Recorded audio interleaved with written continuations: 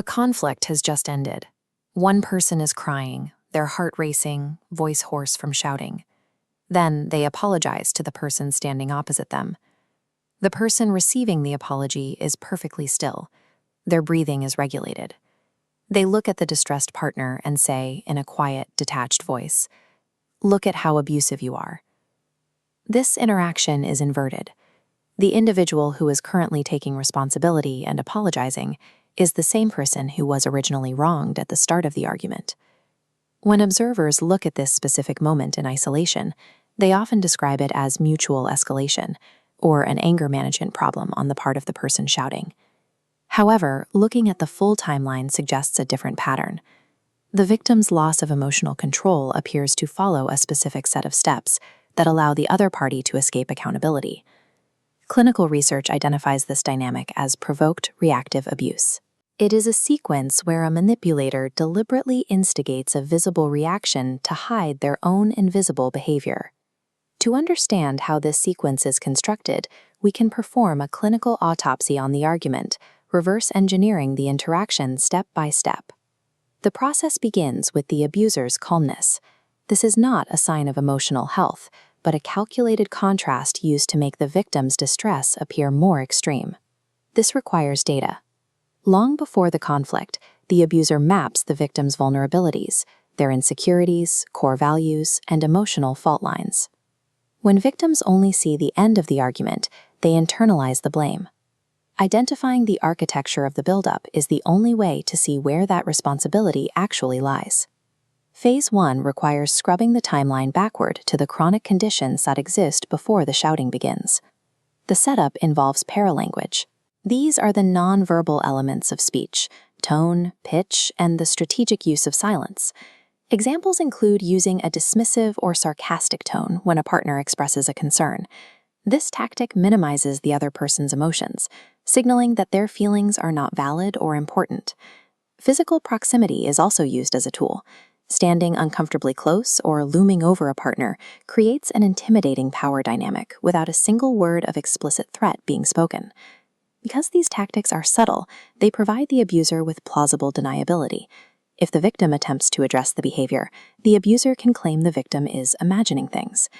This chronic, low-level pressure keeps the victim's nervous system on edge, gradually eroding their confidence. The baseline of the relationship becomes a state of invisible siege, specifically intended to make the victim more reactive to the next phase. This brings us to the catalyst moment. The manipulator is caught in toxic behavior or a lie and needs to shift the focus. They perform what is known as the injection.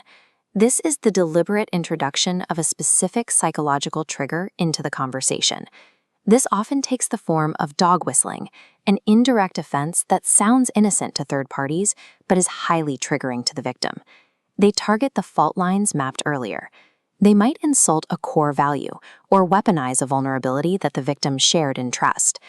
The trigger is highly inflammatory, yet the abuser delivers it with a calm, detached tone, making the victim's rising anger look disproportionate.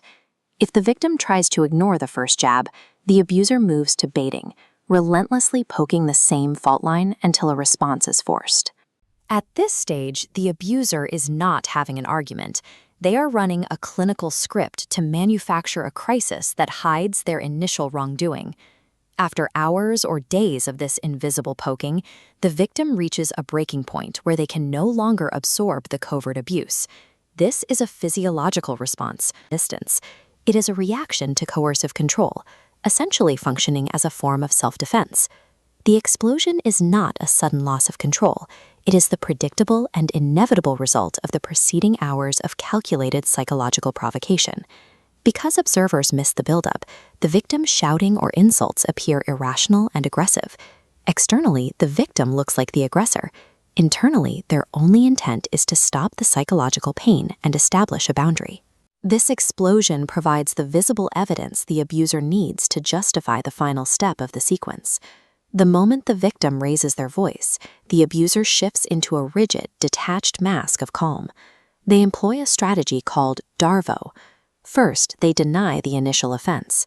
Then they attack the victim's credibility by pointing to the current explosion as proof the victim is unstable. Finally, the abuser reverses the roles.